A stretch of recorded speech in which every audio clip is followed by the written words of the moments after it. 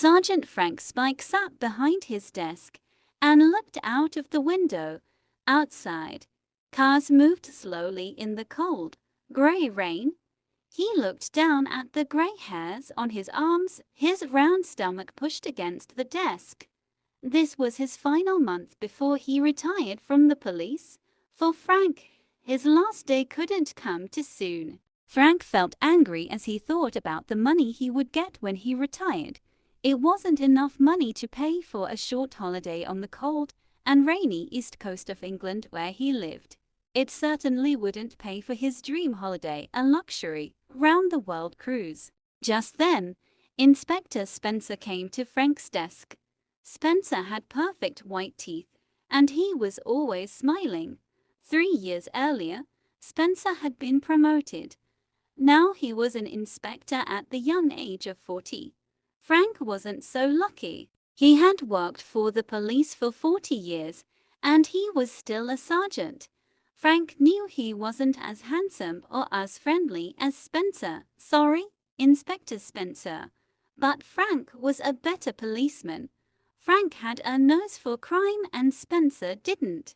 That nose meant Frank could think like a criminal and solve the most difficult crimes.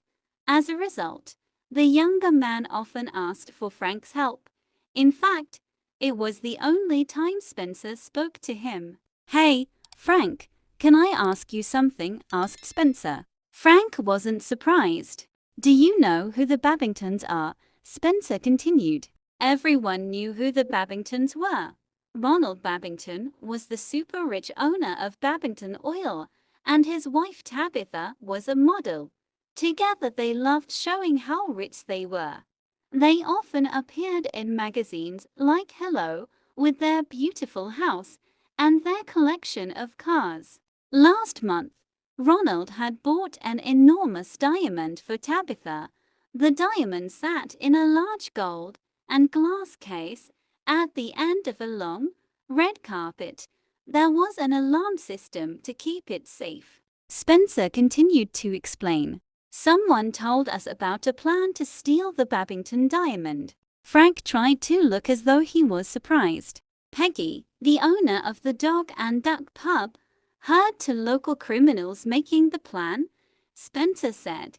"She asked us to keep her name secret, of course." "Okay," Frank said. He waited for the question he knew would come. "So," Spencer asked, "what should we do? They haven't committed a crime yet." Frank looked out of the window. He remembered his retirement money. He didn't want to be alone in his retirement, but the money wouldn't even be enough to buy a cat. The sound of a car outside brought him back to the conversation with Spencer. He put his fingers together under his chin to look as if he was thinking. In fact, he was, but not in the way Inspector Spencer expected. "Listen, do this the clever way," said Frank. "Let them steal the diamond. If you catch them with the diamond, you can arrest them, no problem." "But, Frank," said Spencer, "we would need the Babingtons to agree. And there are laws against trying to trick criminals like that, you know. That's why you let them steal the diamond. Then, as if by chance, you stop them for driving too fast as they escape, search the car and find the diamond. You don't need to tell anyone that we knew about their plan, and they'll go to prison." Okay. Spencer was uncomfortable with the idea Frank was suggesting, but he knew it would work. Frank continued, "Of course, the officer who arrests them needs to be reliable." Spencer understood immediately. "Are you sure you want to do it, Frank? It could be dangerous." "I'll take 2 young officers with me, but yes, of course I want to do it." "Why?" asked Spencer. "You're going to retire soon. Don't you want to take it easy?" "That's exactly why I want to do it," Frank replied. "My last case will be my best." A few days later, Frank visited the Dog and Duck pub after work. "Did you get it?" he asked Peggy as she gave him his drink. "Yes. I have now got a perfect copy of the Babington diamond, she said.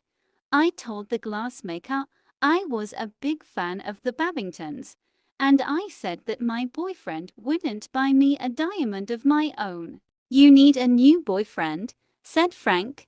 If I were your boyfriend, I'd buy you a diamond ring and take you on a long luxury cruise. Oh, really? She said and smiled. Frank was sitting in the back seat of the police car. The car was hidden in a small road next to the Babington house. In the front seats were two strong, young police officers. At 23.3, a message came in on the police radio. The thieves, a man and a tall woman, had met outside the Dog and Duck pub at 23.37. They got into a car. The man started the car and drove away from the pub. At midnight, the thieves passed the hidden police car on the way to the Babingtons' house. At 00:13, the woman climbed over one of the garden walls. A second hidden police team watched her climb over, while the man waited in the car. At 00:20, the woman climbed back over the wall. She had an excited smile on her face. She ran back to the car. Smiling, the man waited for her to jump in, and then they drove away. Almost immediately, the thieves passed Frank's car. The young police officer in the driver's seat switched on the blue lights and followed them. Inside the car, the thieves were afraid. "What are they doing here?" the man shouted. "You said you turned off the alarms." "Relax, I did," she replied. "Remember, the police don't know what we've done. Just be normal. We can walk away from this with the diamond." The man stopped the car and opened his window. "Is there a problem, officer?" he asked. His face was red and shiny because he was so nervous. "You were speeding. We'll need to give you a ticket. Can you both get out of the car, please?" The man still looked nervous. One officer wrote the speeding ticket, and the other stood close in case they ran away. Frank began to search the car. "Hey, what's he doing?" the woman said, but she knew the game was over. Frank breathed heavily as he started looking under the seats. His hand felt something smooth, hard, and cold under the front passenger seat. The Babington diamond. He took the diamond and put it in his jacket pocket.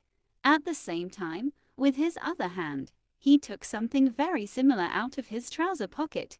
He held it up. "Okay, you two," he said. "You are under arrest for stealing this diamond." While the young police officers arrested the criminals, Frank held the evidence up for everyone to see. In the light from the moon, it shone every color. "Wow," said one of the young police officers. "I've never seen a real diamond up close." "Imagine if someone gave you that as a present," said the other. "Just imagine," Frank agreed. He carefully put it into an evidence bag. Half an hour later, back at the station, he gave it to Spencer.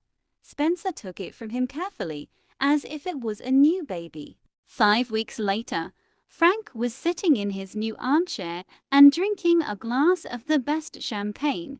His expensive new cat sat at his feet. He picked up the local newspaper. The two thieves had got 6 years in prison. The photo in the newspaper was of the Babingtons. They were standing next to the diamond inside its new, extra strong glass case.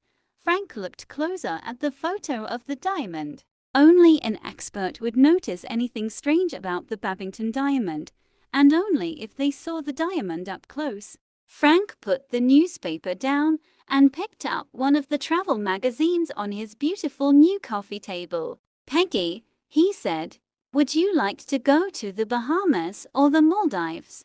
Peggy put down her own champagne glass. A small diamond ring on her finger shone in the light. "Why not both?" she smiled. "I did promise you a long cruise," he said. "You did," she replied. "I'm so glad I called you first when I heard them planning to steal the diamond." "Me too, Peggy," he said.